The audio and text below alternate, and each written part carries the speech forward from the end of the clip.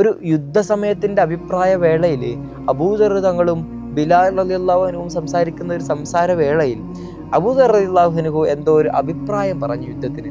ബിലാൽ റളിയല്ലാഹു അൻഹു അത് തിരുത്തിക്കൊണ്ട് ഒരു അഭിപ്രായവും പറഞ്ഞു. ഉടനടി അബൂദർ തങ്ങൾക്ക് ഒരു ദേഷ്യം വരികയാണ്. എന്നിട്ട് അദ്ദേഹം പറയുന്നുണ്ട്, യാ ഇബ്നു സൗദ, ഓ കറുത്ത പെണ്ണിന്റെ മോനെ, നീ എന്നെ തിരുത്തുകയാണോ എന്നർത്ഥത്തിൽ ചോദിക്കുന്നുണ്ട്. ബിലാൽ റളിയല്ലാഹു അൻഹുവിനെ ജാഹിലിയ്യ കാലഘട്ടത്തിൽ വിളിച്ചിരുന്ന പേരായിരുന്നു ഇബ്നു സൗദ, കറുത്ത പെണ്ണിന്റെ മോനെ എന്നുള്ളത്. ബിലാൽ റളിയല്ലാഹു അൻഹുവിന് അത് കേട്ടപ്പോൾ ഭയങ്കര വിഷമായി.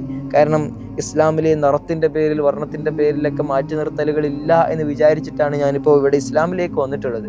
ഇവിടെ എത്തിയപ്പോഴും ഇത് തന്നെയാണ് അവസ്ഥ. അങ്ങനെ അബൂദർ റളിയല്ലാഹു അൻഹു ഇബ്നു സൗദ എന്ന് ബിലാൽ റളിയല്ലാഹു അൻഹുവിനെ വിളിച്ചപ്പോൾ ബിലാൽ തങ്ങൾക്ക് വളരെ വിഷമായി. ബിലാൽ റളിയല്ലാഹു അൻഹു നേരെ പ്രവാചകന്റെ അടുത്തേക്ക് പരാതിയുമായിട്ട് ചെല്ലുകയാണ്. നടന്ന സംഭവങ്ങൾ മുഴുവനും വിശദീകരിച്ചു കൊടുത്തു.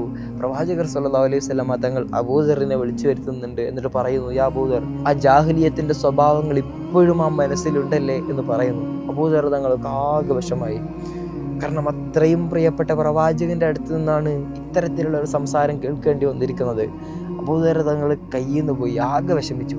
വീട്ടിലേക്ക് ചെല്ലുന്നുണ്ട്. അദ്ദേഹം ആ രാത്രി ഉറങ്ങുന്നില്ല.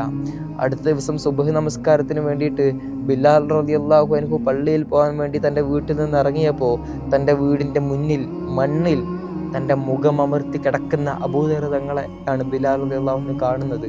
ബിലാൽ തങ്ങൾ പറയുന്നുണ്ട്, എന്താണ് ഇവിടെ കിടക്കുന്നത്? ആ സമയത്ത് അബൂദർ റളിയല്ലാഹു അൻഹു പറയുന്നു, ഇന്നലെ നിങ്ങൾ അങ്ങനെയൊക്കെ വിളിച്ചുപോയി, നിങ്ങൾ എനിക്ക് പുറത്തു തരണം. നിങ്ങളുടെ ആ വലത് കാലുകൊണ്ട് നിങ്ങൾ എൻ്റെ ഈ കവിളിൽ ചവിട്ടിയിട്ട് വേണം ഇവിടെ നടന്നു പോവാൻ. എൻ്റെ ഹൃദയത്തിലുള്ള ജാഹിലിയത്തിനെ മുഴുവനും നിങ്ങൾ ആ കാലുകൊണ്ട് തുടച്ചു നീക്കണം എന്നാണ് അബൂദർ റളിയല്ലാഹു അൻഹു പറയുന്നത്. ബിലാൽ തങ്ങൾ പറയുന്നുണ്ട്, ഇല്ല, ഞാനൊരിക്കലും ചവിട്ടില്ല. ഇന്നലത്തെ കാര്യമൊക്കെ എപ്പോഴോ ഞാൻ പുറത്തു തന്നല്ലോ. നിങ്ങൾ വീണ്ടും അത് പറഞ്ഞുകൊണ്ട് എന്തിനാണ് വന്നിട്ടുള്ളത്? നിങ്ങൾ ഞങ്ങളുടെ നേതാവാണ് എന്നൊക്കെ പറഞ്ഞുകൊണ്ട് അദ്ദേഹത്തെ എഴുന്നേൽപ്പിക്കാൻ ശ്രമിക്കുന്നുണ്ട്. പക്ഷേ അബൂദർ റളിയല്ലാഹു അൻഹു ഒന്നിനും വഴങ്ങുന്നില്ല.